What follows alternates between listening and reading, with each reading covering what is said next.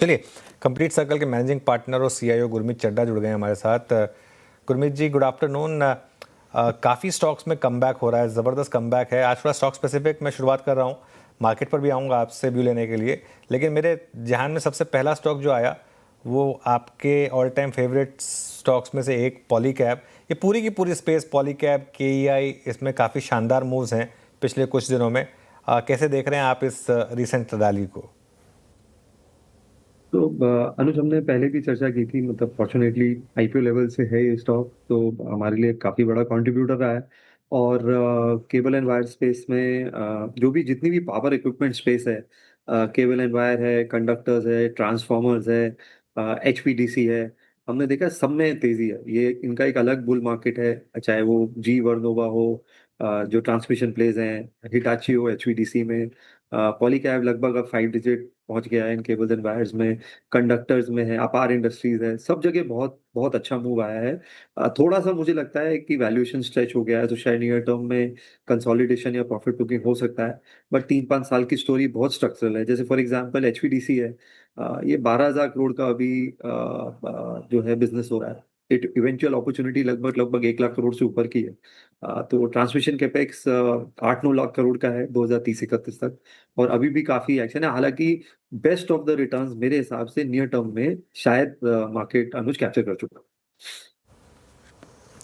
Okay, good afternoon Gurmeet जी। तो ये आपकी बात हो गई केबल एंड वायर स्पेस पर, लेकिन ओवरऑल मार्केट पर मैं अगर आपसे प्रश्न पूछूं और जिस तरीके से इस हफ्ते का मूव देखा हमने, बैंक निफ्टी, हालांकि निफ्टी आज थोड़ा फ्लैट है लेकिन अच्छी तेज़ी हमने देखी इस पूरे वीक।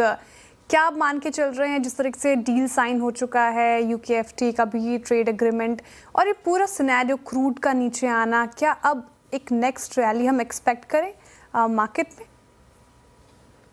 आई थिंक ड्यू है श्रेया, और फिंगर्स क्रॉस्ड होनी चाहिए। देखिए, जो हमारी एक कंट्री की बैलेंस शीट है, उसमें थोड़ा सा एक इम्पैक्ट पड़ गया था। पहले क्रूड गया, पिछले साल हमारे पर टैरिफ का इम्पैक्ट आया, और फिर करेंसी में इम्पैक्ट आया। कैट डेफिसिट लोगों को लग रहा था शायद 2% हो जाएगा।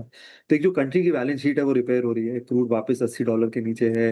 हमने देखा जो FCNR स्कीम है और ECB बोरिंग में जो RBI ने और गवर्नमेंट ने रिफॉर्म्स किए, 50-60 बिलियन डॉलर मुझे लगता आएगा। HDFC ने ECB रूट के थ्रू 750 मिलियन रेज किया है। SBI ने आज अभी 60,000 करोड़ का डेट रेज अप्रूव किया है।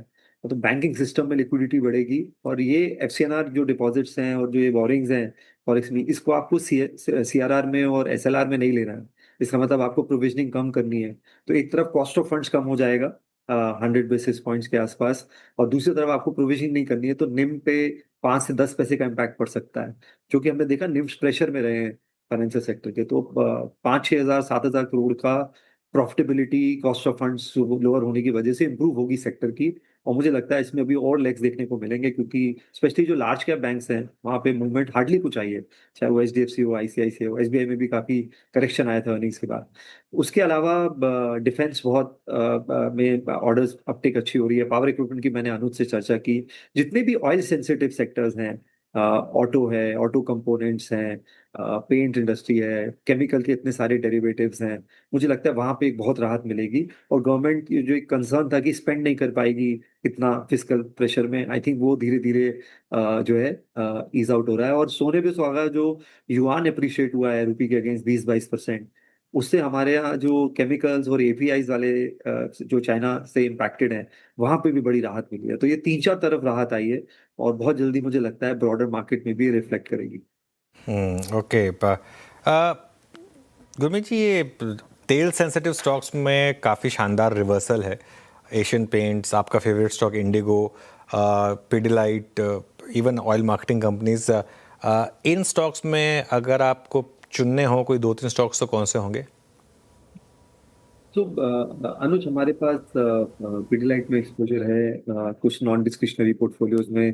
पेंट्स पे कम एक्सपोजर है, ज़्यादा नहीं है। बट हम ऑटो को ज़्यादा देख रहे हैं यहाँ पे, क्योंकि यहाँ पे अर्निंग मोमेंटम बहुत स्ट्रांग है। आप व्हीकल रजिस्ट्रेशन डेटा देखिए, एक मूवमेंट आ रही है EV में। EV अडॉप्शन हमने 2030 तक 8% बोला था। पिछले महीने अगर आप पैसेंजर कार सेल देखें, टू व्हीलर में तो बढ़ ही गया है, 11% EV का मिक्स बढ़ गया है। तो हम M&M ऐड कर रहे हैं और गिरावट में 4000 के लेवल से लगभग 3000 के नीचे भी आ गया था बीच में। ऑटो कंपोनेंट्स में संधार टेक्नोलॉजी है, बहुत अच्छा मूव आया, बहुत शानदार अर्निंग्स थी उसमें। वायरिंग हार्नेस एक स्पेस है जो हमें अच्छी लग रही है। अगर आप एक नॉर्मल पेट्रोल गाड़ी देखेंगे तो 15-18 हज़ार रुपए का वायरिंग हार्नेस लगता है, लेट्स से MG हेक्टर का, अगर आप पेट्रोल मॉडल लें। लेकिन यही अगर आप EV मॉडल लेंगे सेम प्लेटफॉर्म पे, तो उसमें 40-42 हज़ार का वायरिंग हार्नेस लगता है। तो क्योंकि वायरिंग हार्नेस EV में ज्यादा लगता है, तो हम एंसिलरी प्लेस भी देख रहे हैं कहाँ कहाँ बेनिफिट हो सकता है। सोना BMW अच्छा लग रहा है, काफी कंसोलिडेशन हुआ है। तो ऑटो एंसिलरीज भी हम देख रहे हैं। और ट्रैवल में हम हमारे पास इंडिगो है, एक्सपोजर है, हम और भी प्लेस देख रहे हैं कहाँ कहाँ इसका जो है इम्पैक्ट आएगा।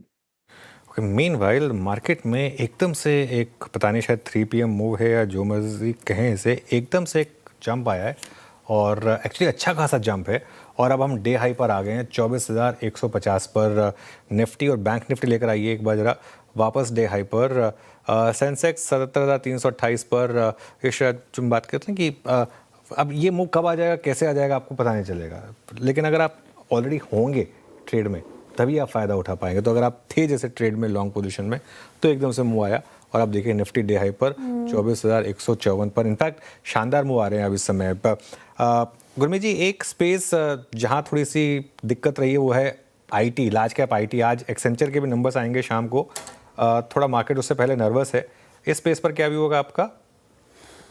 अनुज, हमने थोड़ा कॉन्ट्रा पोजीशन लिया है IT में। हमें लगता है बहुत ज्यादा नेगेटिविटी है और थोड़ा बहुत AI ट्रेड भी सॉफ्टन हो रहा है। अगर आप देखिए काफी रिडेम्पशंस भी हुए हैं कोरिया से और ताइवान से।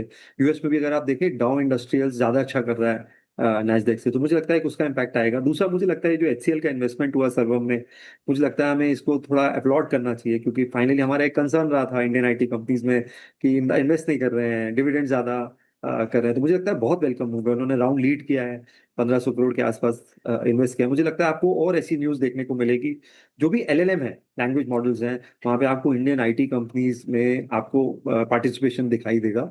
और हमने HCL और KPIT ऐड किया है, बट हम और मौके देख रहे हैं कि कहाँ हम थोड़ा बहुत कॉन्ट्रेरियर हो सकते हैं। अभी पोर्टफोलियो का सिर्फ 3.5-4% ही है वेटेज IT में, बट हम देख रहे हैं कि मतलब अंडर वेट है, कैसे हम बढ़ा सकते हैं। मिड कैप में हमें कोफोर्ज, परसिस्टेंट अच्छा लग रहा है। ऐड नहीं किया है कोफोर्स, थोड़ा सा हमने ऐड किया है नॉन डिस्क्रिशनरी पोर्टफोलियो में।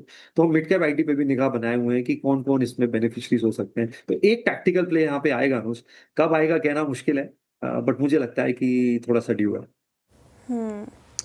ये IT को लेकर व्यू हो गया आपका। मार्केट इज हाई, ब्रेंट में अच्छी गिरावट आई है, $78 के नीचे अब हम कामकाज कर रहे हैं ब्रेंट में, ये पॉजिटिव चीज़। अच्छा, कल बड़ा इवेंट है गुरमीत जी, रिलायंस AGM, और रिलायंस को लेकर आप काफ़ी कंस्ट्रक्टिव रहे हैं। इस AGM से कुछ एक्सपेक्टेशंस हैं क्या आपके? जी, सबसे बड़ा एक्सपेक्टेशन जियो का IPO है, इसलिए बहुत हाँ। डिले हो गई।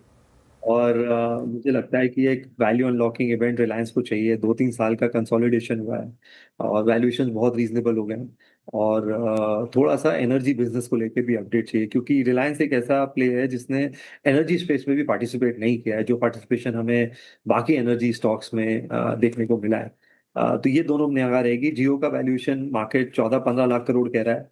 हमने भारती में पोजीशन बढ़ाई है, क्योंकि भारती 11 लाख करोड़ के आसपास का मार्केट कैप है। फाइनेंशियल मैट्रिक्स लगभग सेम है, इनफैक्ट कुछ पैरामीटर्स पे भारती बेटर है। प्लस भारती ने एयरटेल अफ्रीका का IPO है, उन्होंने प्रमोटर एंटिटी ने वापस इंटरेस्ट दिखाया है कि वो अपना स्टेक बढ़ाना चाहते हैं। और काफी अच्छा कंसोलिडेशन हुआ है भारती में इस करेक्शन में, ज्यादातर FI सेलिंग की वजह से हुआ है, नहीं तो ऑपरेटिंग नंबर्स बहुत अच्छे हैं। और ARPU इंडस्ट्री लीडिंग है। अभी उन्होंने एक एयरटेल प्रायोरिटी सर्विस लॉन्च करी है 5G में, जिससे और प्रीमियमाइजेशन बढ़ेगा। तो enterprise business, Airtel mobility business, सब कुछ अच्छा लग रहा है। डेटा सेंटर में निवेश कर रहे हैं। और सबसे बड़ी बात, केपेक्स कम हो गया है। आपका फ्री कैश फ्लो जनरेशन 60-70 हज़ार करोड़ है, कैपेक्स इंटेंसिटी 12-14 हज़ार करोड़ है। मतलब 40-45 हज़ार करोड़ का फ्री कैश फ्लो कम रहेगा, जिससे आप डीलेवरेज भी कर सकते हैं और पिवट भी कर सकते हैं। तो मैं काफी कंस्ट्रक्टिव हूँ, नियर टर्म भी और मीडियम टर्म भी। ओके, मीनवाइल आज आ रहा है प्रॉपर 3 PM मूव मार्केट में। निफ्टी देखिए अब 24,172 पर और अब 87 पॉइंट ऊपर हैं हम निफ्टी पर। बैंक निफ्टी अब जा रहा है उस 58,000 के मूव की तरफ, 57,982। थोड़ी खुशी मुझे इसलिए हो रही है क्योंकि एक जो हमारी अप्रोच रही है ना, ये ऐसी अप्रोच ना इस टाइम पे काम आती है कि कुछ मत करें, बस बने रहें और अपने आप मार्केट का जो ट्रेंड है वो आपको जैसे कहते हैं ना टेक केयर कर लेगा। अब आपने मंडे का हाईएस्ट पॉइंट पे भी लिया था तो भी आप कहीं ज़्यादा प्रॉफिट पे बैठे होंगे। अच्छा गुरमीत, एक और स्पेस जहाँ पर आज काफ़ी मूव्स आए हैं 2 दिनों से, एनएससी का आईपीओ। अब एक बहुत बड़ा इवेंट होने वाला है ये मार्केट के लिए।